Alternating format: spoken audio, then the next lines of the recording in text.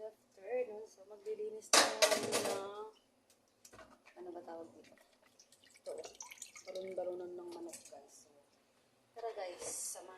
Guys, nahati-hati ko na siya. So, malinis naman na siya. So, lilinisin ko lang siya ng ano. Lalamasin ko siya ng asin, guys, para matanggal yung bansa. Sunod natin yung atay dyan, guys, mamaya. Alayin ko muna ito.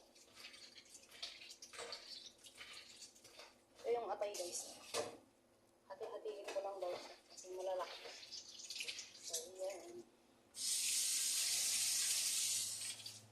So, hati-hatiin ko lang yung ano, guys, atay.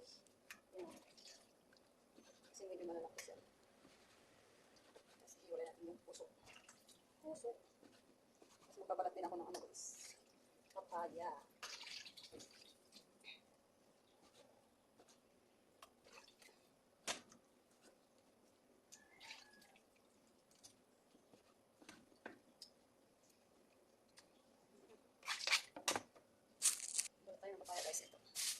Tatlo.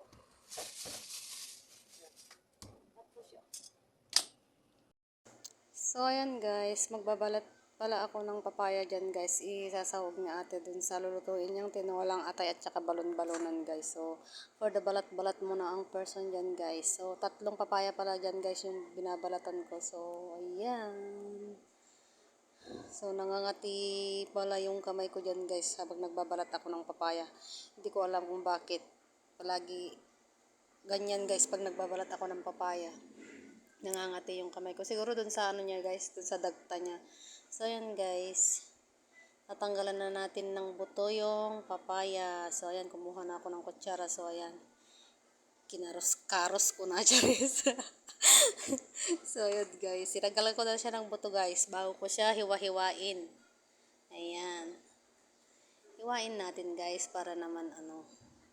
Alam nga naman na buo na ganyan lalagay nila sa ano guys, tinola. So, ayan, hiwa-hiwain natin. Yan, pwede hiwa-hiwa muna tayo dyan. So, binilis-bilisan ko na nga guys kasi hapon na yan guys. Yan, tapos Guys, na. good afternoon. So, kinabukasan guys ay Prepare tayo ayan ng pala. Magpe-prepare na naman ako na magbabalat na naman tayo ng ayan. chicharo. Carrots at saka yung ano. Ang lulutuin pala dyan ni ate guys ay yung pansit-pansit. So, ayan. Nilalabas ko na pala yung mga gulay niya guys. Ayan.